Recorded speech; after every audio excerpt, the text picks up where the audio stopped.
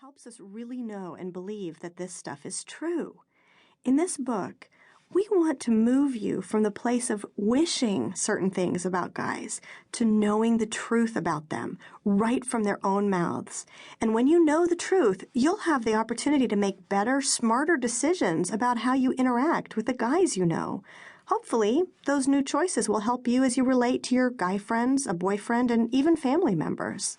So when I say we, who are we? There are actually two people who wrote this book. There's me, who wrote For Women Only, and for that book I did tons of research, as I mentioned, and data gathering about men that no one had done before.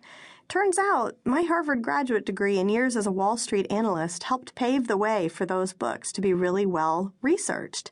Then, my co-author is Lisa, a screenwriter, author, and editor for several magazines and books. Along with her writing expertise, Lisa brings her practical experience of raising teenagers. My children are still very small, but her teenage daughters, Sarah and Hannah, have helped her tremendously, including rolling their eyes and editing out any hopelessly uncool things they read in the first draft. Neither of us is a counselor, so we've drawn on the expertise of counselors, youth workers, pastors, and others who work with and understand teens. The best experts in the book, however, are the hundreds of guys your age. We hope they will make you laugh while teaching you a lot about what it means to be a guy. Before we go any further, let me summarize the 6 major insights we gleaned from the national survey, the interviews, and focus groups. I'll begin with a short statement that represents our surface understanding of guys in each area, what we assume about them, and then I'll take us inside to what those guys are really feeling at their core, or in other words, what that really means in practice. Number 1, our surface understanding is that guys need respect. But moving beyond that, what it means in practice is that guys would actually rather feel unloved than inadequate or disrespected. Number 2, on the surface, we may understand or have heard that guys are secretly insecure inside. But what that means in practice is that although they look really confident, even cocky at times, they are often very insecure in themselves. They worry that they'll be found out and therefore are drawn to girls who help them feel like they measure up. Number 3, sometimes we have a surface understanding that guys are really tough and indestructible. But really, on the inside, they look indestructible, but their hearts are actually very tender, easily hurt, and therefore strongly guarded. However, they will let down those defenses when they know their heart will be safe with a girl. Number 4, our surface understanding, no surprise, is that guys are visual.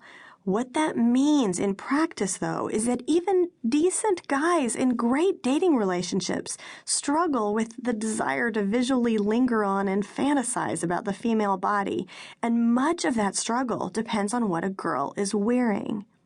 Number 5, we have a surface understanding that guys are all out for one thing, but actually in practice, the teenage guys told us they are conflicted by those powerful physical desires and that those also have massive emotional consequences.